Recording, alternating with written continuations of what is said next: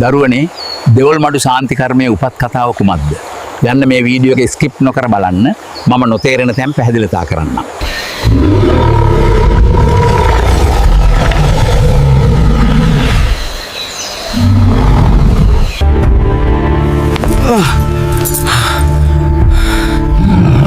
මේ මොන ഘോഷාවක්ද? දේවිය ඒතා එක්මනින් සිරියහන් ගැබට එව. රජතුමනි කිමද ඔබ මෙතරම් කවුපෙන් මා සිරියහන් ගැබට කැද වූ කාරණාව? දේවිය දින කිහිපයක් මුළුල්ලේම මාගේ නින්දට බාධා කරමින් වනයක ගෝනෙකු හඩතලනවට මට මේ ගෝනාව මරා මස්කන්න වුවමනයි.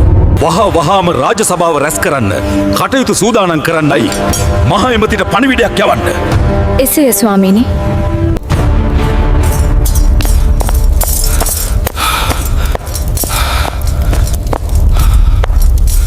සේරමාන්‍ය රජතුමා රාජ සභාව රැස් කරන්න කියලා බිසවට පැවසූ පසුව රජු රාජ සභාව අමතා මෙසේ පැවසුවා.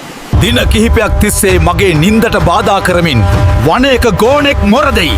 මේ ගෝනා වහාම මරා දැමිය යුතුයි. අවසර රජතුමනි, අප ගෝනා මරා දමන්නෙමු. එසේනම් ප්‍රමාද නොවී දැම්ම අප සියල්ලෝම පිටත්ව යා යුතුයි. ජය ශ්‍රී රජුනි!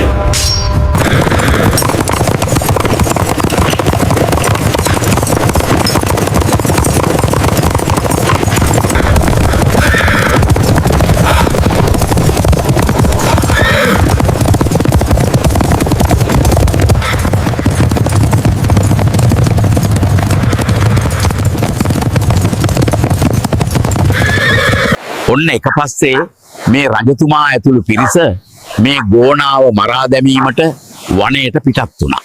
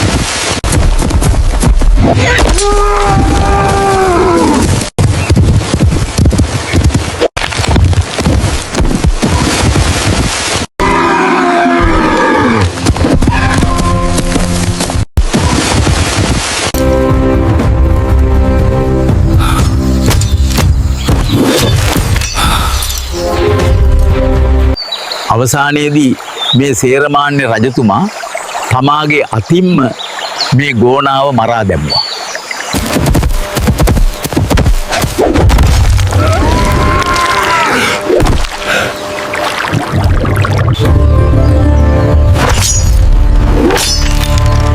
ගෝනා කම්මුතුයි.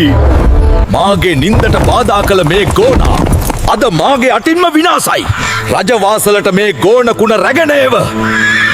අදින් පසුව තමාගේ නින්දට බාධා කරන්න ගෝනා නැති නිසා සතුටින් රජතුමා නින්දට ගියා. දේවිය මාහට සැනසීමෙන් සැතපීමටත් සුවසේ අවදිවීමටත් පුළවන්නේ අදයි.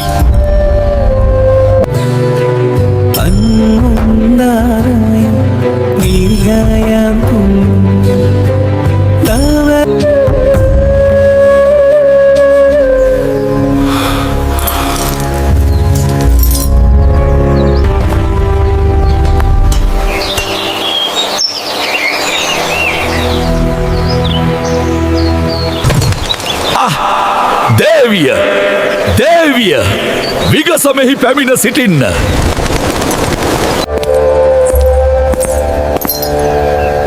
රජතුමනි, කිමද මා කැද වූයේ?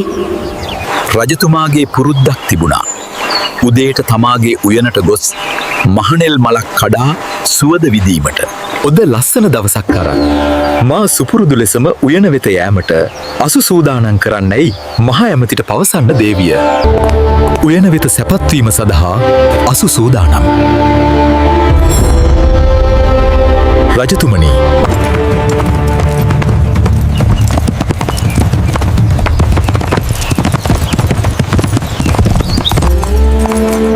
බලන්න මහයමති, වෙනදාට වඩා මානෙල් මල් කොතරම් පොකුණෙහි ඇතිද.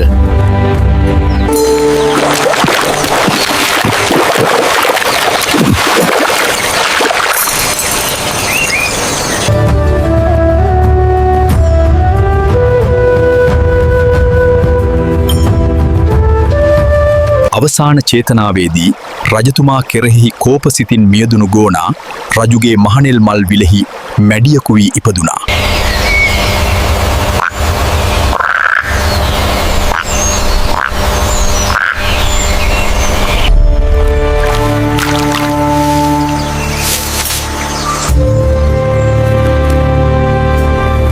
නිරපරාදේ මාගේ ප්‍රාණය විනාශ කළා වූ මේ නරුම රජාගේ හිස මොළය කාදමමි යන චේතනාවෙන් රජුගේ නාසයෙන් මෙම මැඩියා මොළයට ගියා.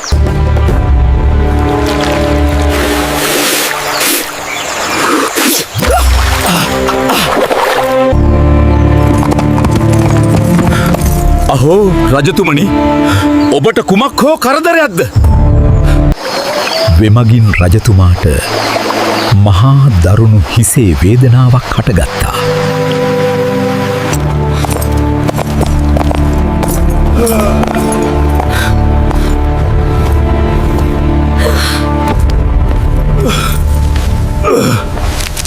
රජතුමනි, ඔබට කුමක්ද මේ සිදු වූයේ? මම හැකි විගස වෙදෙඳුරන් කැදවා සිටින්නම්. රාජපුරුෂයිනි, විගසින් රාජකීය වෙදේදුරතුමා කැටුවෙන්න. ජයශ්‍රී රජුනි, කිමද මා කැද වූ කාරණාව? මා උදෑසන උයනේ පොකුණෙහි ඇති මහනෙල් මලක් කඩා සුවද බැලූ විටදී කිසියම් යමක් මගේ නාසයෙන් ශරීරගත විය. වෙදදුරුතුමනි, මට ඉක්මනින් ප්‍රතිකර්මයක් සිදු කරන්න. හිස රුජාව ඉවසාගත නොහැකි. කිසිදු අඩුවක් නැත. දේවිය විගස වෙනත් වෙදදුරුකු කැදවන්න.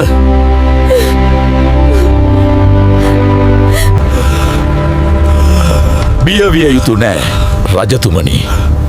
මම ප්‍රතිචාර කරන්නම්. දේවිය හැකි විගස රටපුරා සිටින සැම වෙද ඇදුරන්ම රජවාසලට කැදවන්න. රාජපුරුෂයිනි, විගසින් දිවයිනේ සැම දෙසකම සිටින වෙදදුරන් කැටුව එන්න. මම ඔබව පරික්ෂා කරන්නම් රජතුමනි. අම්මෝ, මගේ ඔළුව, මේ වේදනාව මාව මරනවා.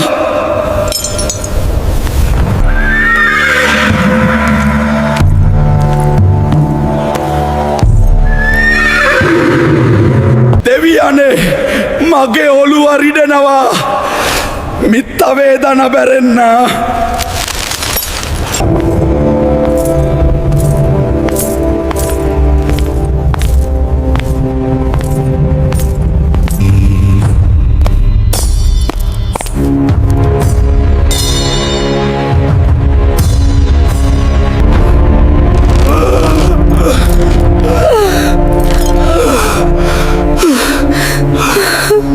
තේරමාන්‍ය රජුහට කොතරම් ප්‍රතිකාර කළත් සවයක් නොමැත්තේ මන්ද දේවිය. මෙය රෝගයක් නොවැයි දේවිය. මෙය ශාපයකිද. මේට පිළිතුර ඇත්තේ යාගාචාරවරුන් ළඟයි. දේවිය එහෙම නිසා ඒතා ඉක්මනින් ප්‍රධාන යාගාචාරවරයා කැදවා සිටින්න. දෙවි පිහිටයි රජතුමනි, කිමද මා කැද වූ කාරණාවන? කොතරම් ප්‍රතිකර්ම සුදු කළද සුවනවන දරුණු හිසේ රුජාවක් හටගෙන ඇත. මීට වහාම හැකි විගසින් යාගයක් කළ යුතුයි. ඕම් භුර්භුවස්වහ තත්සවිතුර්වරේඤ්ඤම් භර්ගෝ දේවස්ය ධීමාහි धियो यो नः प्रचोदयत्. ඕම් අග්නයේ ස්වාහා ත්‍රයම්බකම් යජමහේ සුගන්ධිම් පුෂ්ටිවර්ධනම්. ඕම් නමः शिवाय. ओम अग्नये स्वाहा इंद्रया स्वाहा ओम नमः शिवाय. ओम भूर्भुवः स्वः तत्सवितुर्वरेण्यं भर्गो देवस्य धीमहि धियो यो नः प्रचोदयत् ओम अग्निदेवाय नमः सर्वशंति भवतु लोक समस्त सुखिनो भवन्तु මට කොතෙක් බෙහෙත් කළද යාග කළද ඒත් කිසිදු සුවයක් නොමැත්තේ මන්ද සමාවන සේක්වා රජතුමනියා මෙම යාතු කර්මයෙන් හිසේ රුජාව නොසන්සිදුනේ කිමද යන්න මටද ගැටලුවකි අප සේරමාන්‍ය රජුවට කොතරම් ප්‍රතිකාර කළත් ඒත් කිරිම ගුණයක් නොමැත්තේ මන්ද මට නම් රජුගේ වේදනාව දැන් උසුලා ගැනීමට නොහැ. අනේ දෙවියනේ මාගේ මේම වේදනාව දෙවියන්ටවත් නොපෙනෙන්නේ මන්ද එසේ පැවසූ පසු පෙරපිම් මහිමයක් නිසා රජුහට සුවනින්දක් ගොස් සිහිනයක් දුටුවා.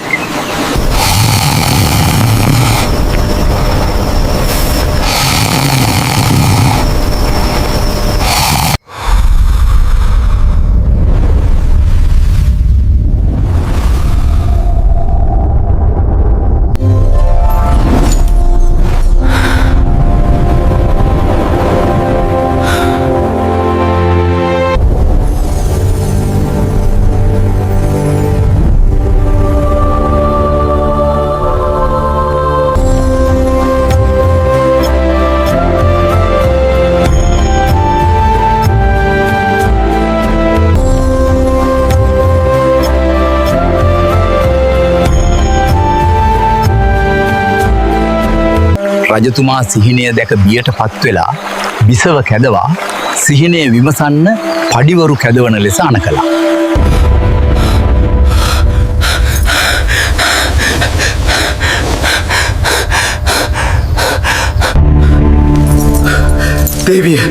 දේවිය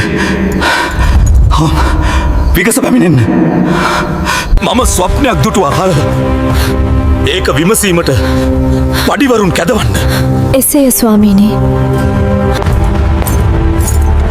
රාජපුරුෂයිනි, විගසින් රාජකීය පඩිවරුන් කැටුව එන්න. රජුගේ කැදවීම මත රාජකීය පඩිවරුන් රජවාසල වෙත පැමිණියා. පින්වත් රජතුමනි කිමද මා කැද වූ කාරණාව මා පෙර රාත්‍රියේ ස්වප්නයක් දුටුවෙමි.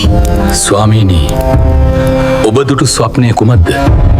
ඔතාමත් රූමත් දිව්‍යාංගනාවක් උදුරු දිග්භාගයේ සිට දකුණු දිග්භාගයට සක්මන් කරා දුටිමි. මනුෂ්‍ය ජීවිතයේ සැබෑ සැනසීම ධර්මය තුලම පවතී. මේ ස්වප්නයේ අරුත පවසන්න පඩිතුමනි. මෙය ඔබගේ හිසේ රුජාව සංසිදුවීම පිණිර පෙරපිම් මහිමය නිසා දුටු ස්වප්නයකි. සාදු මා කුමක් කළ යුතුද යන්න මාහට පවසන්න. පඩිතුමනි ඔබ ඒ ස්වප්නයෙන් දුවේ පත්තිනි දිව්‍යාංගනාවයි.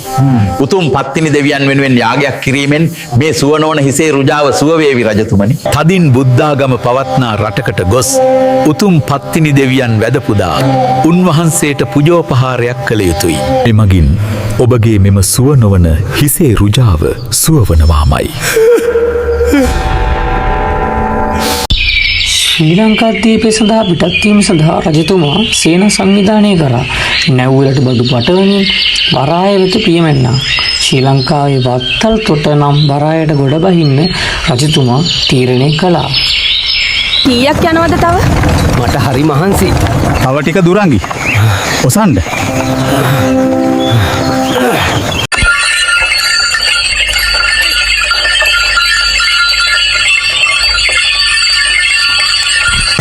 ඔබ සේරමාන්‍ය රජුගේ හිස් රුජාව සංසිදුවීමට රජුට පෙනුණු ස්වප්නයක් කියලයි පඩිවරු කියලා තියෙන්නේ. ඔන්න අප සියල්ලෝම වරාය වෙත හුවක දුරින් තමා සිටින්නේ. රජතුමා අසුම්පිට බිසව සමග පැමිණෙනතුරු අප නැව් වෙත බඩු පටවා සිටිමු.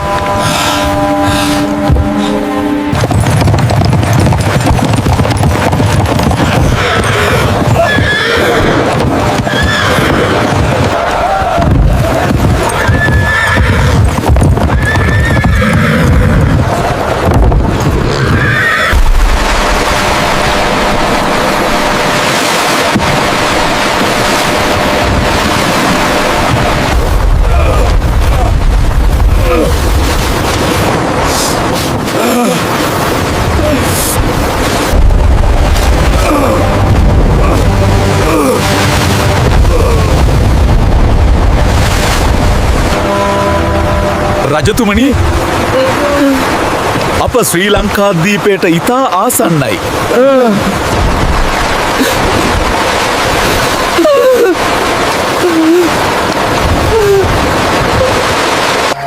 ශ්‍රී ලංකාදීපයේ වත්තල් තොටනං වරායට රජු ඇතුළු පිරිස පැමිණුණා.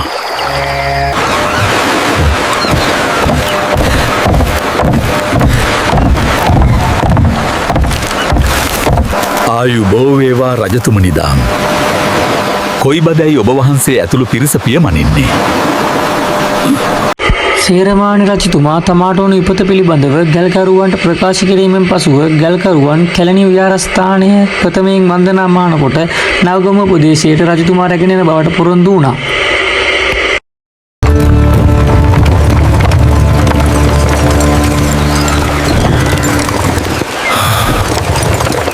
ඉන් පසුව මෙම පිරිස බුදුන්ගේ පාදස්පර්ශය ලැබූ උතුම් කල්යාණි මහා පුදබිම වන්දනා කරගනු ලැබුවා.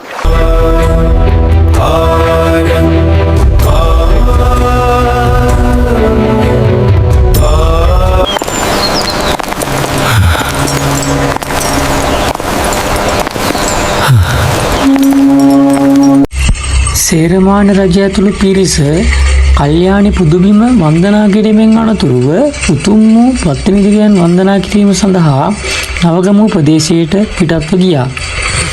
ඉන් අනතුරුව අතීතයේ නාගමුව නං වූ සිද්ධ පත්තිනි දෙවියන් වහන්සේ වැඩ සිටින් නවගමුව පුදබිමට පැමිණුණා.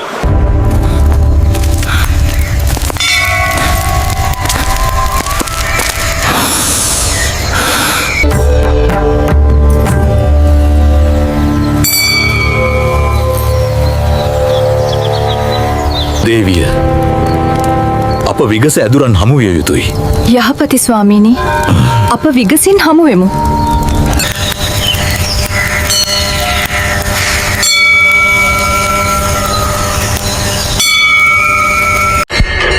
සේරමාන රජතුමා තමාහට සිදු වූ විපත සහ දුටු ස්වප්නය පිළිබඳව නවගමුවේ සිය පත්තිනි දේවාලය භාර ඇදුරුතුමන්ලා හට ප්‍රකාශ කර සිටියා. කොට සියල්ලව වෙටහි ඇය. අප පත්තිනි දෙවියන් උදෙසා දෙවොල් මඩු ශාන්ති කර්මයක් පැවැත්විය යුතුය. මෙමගින් ඔබේ හිසේ ඇති රෝගය සුවවනවා නොඅනුමානයි. අප ප්‍රථමව මෙම ශාන්ති කර්මය සිදු කිරීම සඳහා සුදුසු ස්ථානයක් තෝරාගත යුතුයි. ඔන්න ඔම්පසුව දරුවනේ ඇදුරන් තීරණය කළා රුවන්වැල්ල ප්‍රදේශයේ මෙම දෙවොල් මඩු ශාන්ති කර්මය කිරීමට. දිගින් සැටරියනකුත් පුළුල තිස්රියනක් සහිත රංග භූමියක මෙම දෙවොල් මඩු ශාන්ති කර්මය සිදු කරා. රජුගේ සුව නොවුන හිසේ වේදනාව මෙම දෙවොල් මඩු ශාන්ති කර්මය මගින් සුවපත් වුණා. රජුගේ දරුණු හිසේ වේදනාව සුවපත් කළා වූ පත්තිනි දෙවියන් හට රජුගේ හිසට සමාන රන් අඹයක් රජතුමා පූජා කළා.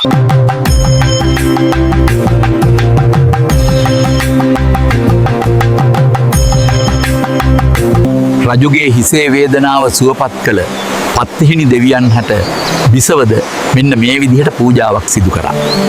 රාජපුරුෂයිනි, අප රජුගේ හිසෙහි තිබූ රෝගය සුවපත් කළ පත්තිති දෙවියන් හට මමද පූජාවක් කළ යුතුයි. සඳුන් රුකක් ගෙන එහි ලතා කැටයම් කපා මැණික් ගල් උබ්බවා පත්තිනි දෙවියන්ට පූජා කිරීම සඳහා මාහට රැගෙන එන්න.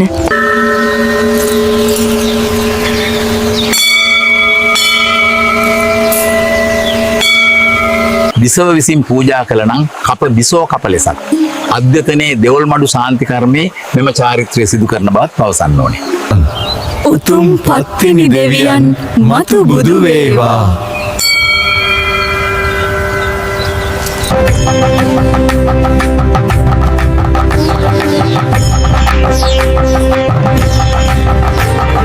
අපිව සබස්ක්‍රයිබ් කරලා තවත් දැනුම හොයන අය අතර මේ වීඩියෝ එක බෙදා ගන්නත් කුහක නොවි ෂෙයා කරමු. ඔන්න ඕක තමයි දරුවනේ දෙවොල් මඩු ශාන්ති කර්මයේ උපත් කතාවන. වීඩියෝ එක හොඳයි නම් ලයික් කරලා බෙල් අයිකන් එකත් ඕල් දාලා තියාගන්න. ආයෙත් දවසක තවත් දැනුම් සම්භාරයක් රැගෙන මම එන්නම්. ඔයාලා හැමෝටම ආයුබෝවන්.